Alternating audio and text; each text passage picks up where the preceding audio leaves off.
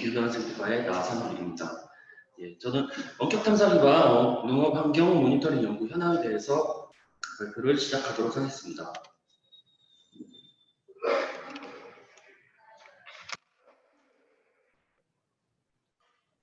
예, 먼저 저희 연구실 소개부터 말씀드리도록 하겠습니다. 저희 환경정보실의 주요 임무는 원격 탐사 기반 농업 환경 및 작황 예측 체계를 구축하는 것입니다. 그래서 주로 국내 주요 작물 작황 평가 및 예측 기술을 개발하고 RS GIS를 이용하여 농업 환경 계측 및 농업 생산 환경 시스템 구축을 목표로 연구를 진행하고 있습니다. 중점 연구 방향으로는 원격 탐사를 이용한 국내의 작황 평가 및 예측 기술 개발, 그리고 농업 환경 계측 기술 개발, 농림업 중용위성 탑재체 지원 및 활용 기술 개발, 그리고 공간 정보를 이용한 농업 재해 평가 기술 개발 등이 있습니다. 예. 저는 오늘 기후변화와 원격 탐사에 대해서 간략하게 말씀드리고 위성 영상 활용 모니터링 사례, 그리고 무인 비행체 활용 모니터링 사례, 그리고 근무 계획 순서로 말씀을 드리겠습니다. 먼저 기후변화 원격 탐사입니다. 지구온난화로 인한 기후변화는 이상기상과 기상재해를 불러오고 있습니다. 여기에 농작물, 농업시설의 피해, 그리고 돌발 병해충 발생 증가, 리스크 증가 및 피해 발생 등 여러 부작용이 일어나고 있는데요. 저희는 원격 탐사 기술을 이용하여 신속하고 과학적인 농업 환경 변동을 관측하고 기후변화에 따른 농업 환경 영향 평가, 그리고 디지털 시공간 정보에 기반한 기후변화 대응책 수립 지원 등을 목표로 연구를 추진하고 있습니다. 예. 먼저 원격 탐사에 대해서 간략하게 말씀을 드리면 전자기파를 감지하는 각종 센서를 이용하여 지표면, 물, 대기 현상에 대해 비접촉, 비파괴적인 방법으로 필요한 정보를 얻어내는 과학 기술입니다. 여러 가지 내용들이 있는데요. 간략하게 정리를 하면 이 원격 탐사라는 것은 감지되는 파장과 물체 특성에 따라 흡수, 투과, 반사가 달라지는 특성이 나타나는데 여기에서 반사되는 특성을 이용하여 정보를 수집하는 과학 기술이라고 이해하시면 될 것 같습니다.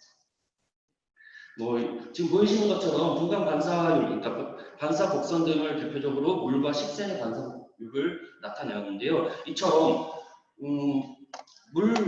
식생 같은 경우에는 가시광선에서 레드밴드와 블루밴드는 흡수하고 그린밴드, 즉 녹색 파장 영역에서 반사율이 높아집니다. 그래서 사람 눈에는 식생이 녹색으로 보이는 거겠죠. 하지만 근적에서 2루로 넘어가면 사람 눈에는 확인되지 않지만 근적에서 녹색 파장 영역보다 더 많은 반사 특성을 나타내고 있습니다. 하지만 물과 이러한 반사 고유의 특성을 이용하여서 우리는 정보를 수집을 하고 있습니다. 또한 보시는 그림은 벼에 흰잎 마루병에 발현되는 증상에 따라서 반사율이 어떻게 변하는지를 나타내고 있는데요. 이러한 형태로 기초 자료들을 저희 실에서 수집을 하고 이러한 기초 자료에 근거하여 여러 가지 위성 영상과 무인기 영상에 적용하여 원하는 정보를 얻고 있습니다.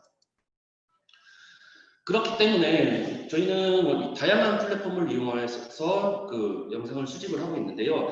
저해상도 위성부터 고해상도 위성, 그리고 유인항공기, 무인항공기, 그리고 여러 가지 GIS 및 지도 DB 등을 활용을 하고 있습니다. 여기 아래 보이시는 그림처럼 보이는 것은 2014년 8월 27일의 영상인데요. 지금 이처럼 우주 대기권 밖에서 위성에서 찍은 영상에서는 구름으로 가려져 있어 원하는 지역을 촬영할 수가 없지만 유인기를 이용하면 구름 밑에서 찍기 때문에 원하는 지역을 촬영을 할 수가 있습니다. 하지만 이렇게 무인기를 이용할 경우에는 원하는 지역과 원하는 시간에 따라서 영상을 수집할 수 있다는 장점도 있지만 여러 가지 단점들도 있습니다.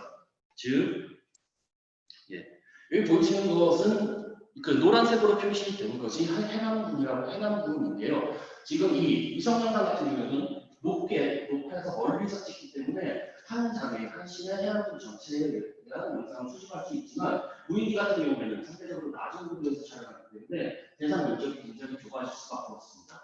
하지만 이렇게 대상 면적이 굉장히 좁아졌다고 하지만 해상도 부분에서는 무인기가 위성에 비해서 굉장히 높은 고해상도를 제공하고요. 따라서 저희들은 이렇게 다양한 플랫폼을 활용을 하는 데 있어서 관측 범위, 즉 생산 단위를 필지, 인력 단위부터 시군 단위까지 확대해 감으로써 해당 관측 영역에 맞는 플랫폼을 선택적으로 사용을 하고 있습니다.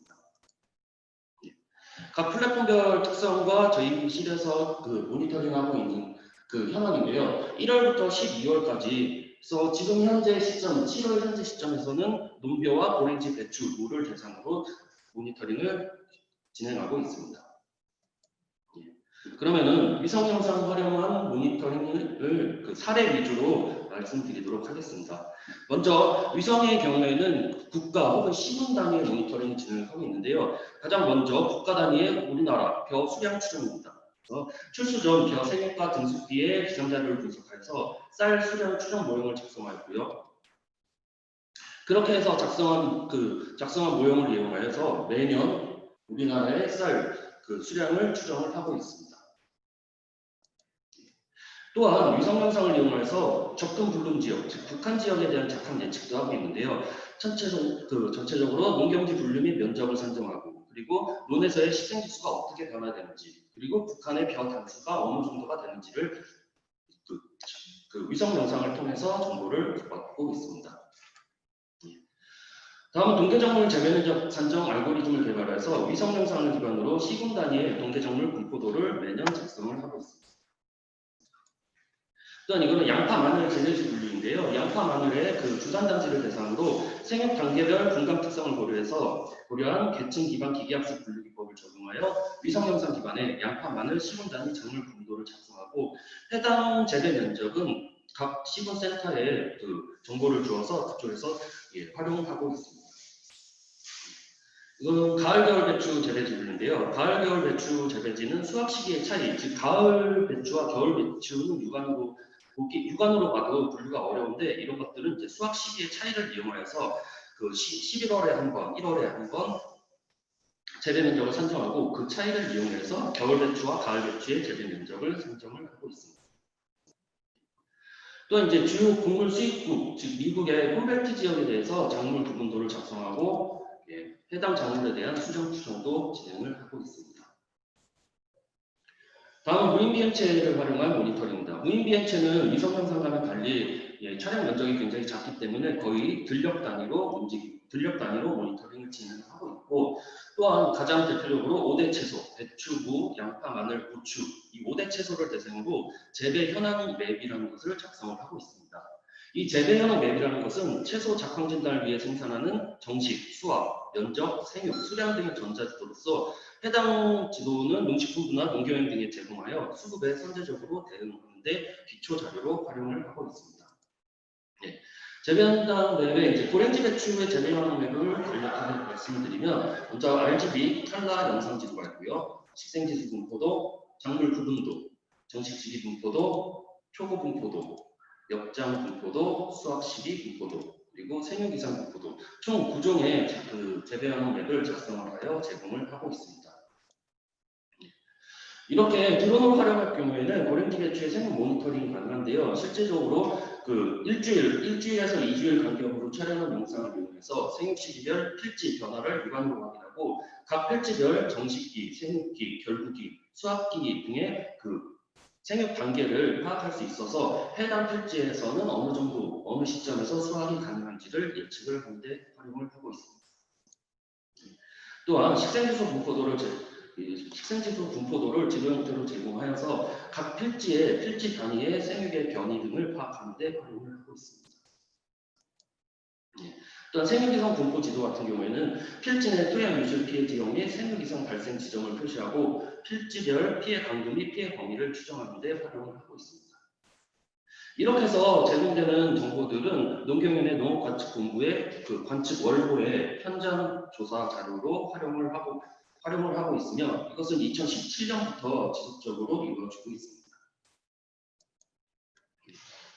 또한 벼 생육상 판별 등에 대한 노력도 했었는데요. 무인기 영상 기반의 농경지 침수 피해 영향 평가로 도곡 피해가 어느 정도 됐는지 면적들을 추출하고 그것을 센터에 제공을 하여서 도곡 발생 필지 및 발생 지점 등을 확인을 하고 있습니다.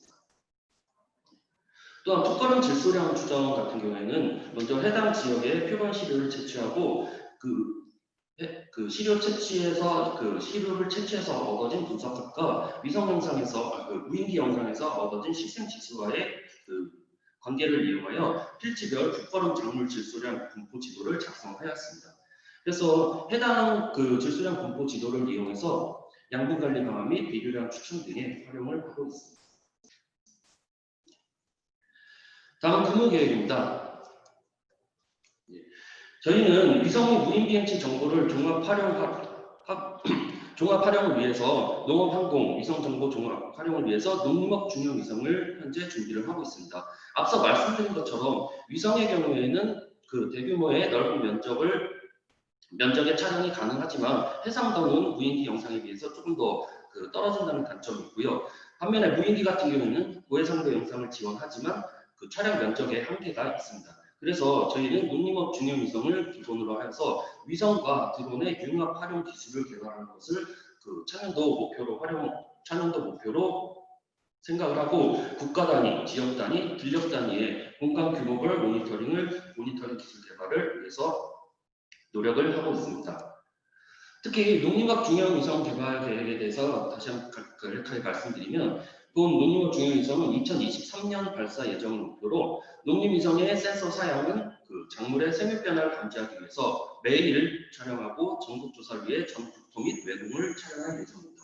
즉 촬영폭은 120km 이상으로 한반도를 매일 촬영해서 한반도의 3분의 2에 해당하는 면적을 3일에 모든 촬영이 가능하도록 기본 설계를 하였습니다. 즉 우리나라 그 한반도의 전체 한 판의 위성 영상이 3일 간격으로 주기적으로 촬영이 될 수 있다는 의미죠. 또한 분광 특성으로는 식생, 물, 토양의 특성을 파악할 수 있도록 가시광선, 근적외선 외 레드 엣지 부분에 5개의 분광 밴드로 이루어져 있고 작물의 생육기간 90일에서 약 150일 정도 되는 그 생육기간 동안의 변화 파악을 위해서 시간 해상도를 굉장히 매일 촬영하는 형태로 바꿔서 구름 없는 지역 단위 영상 정보 생산을 위해서 3일 혹은 2주의 추적 자료를 이용해서 지속적으로 모니터링을 계획을 하고 있습니다. 또한 공간 해상도는 영상을 통해 탐지할 수 있는 5m 정도로 생각을 하고 있고요. 농림업 중형 위성의 개발 사항과 이런 것들 자세한 기타 정보들은 본 테이블을 참고하시면 될 것 같습니다. 이상 발표를 마치겠습니다.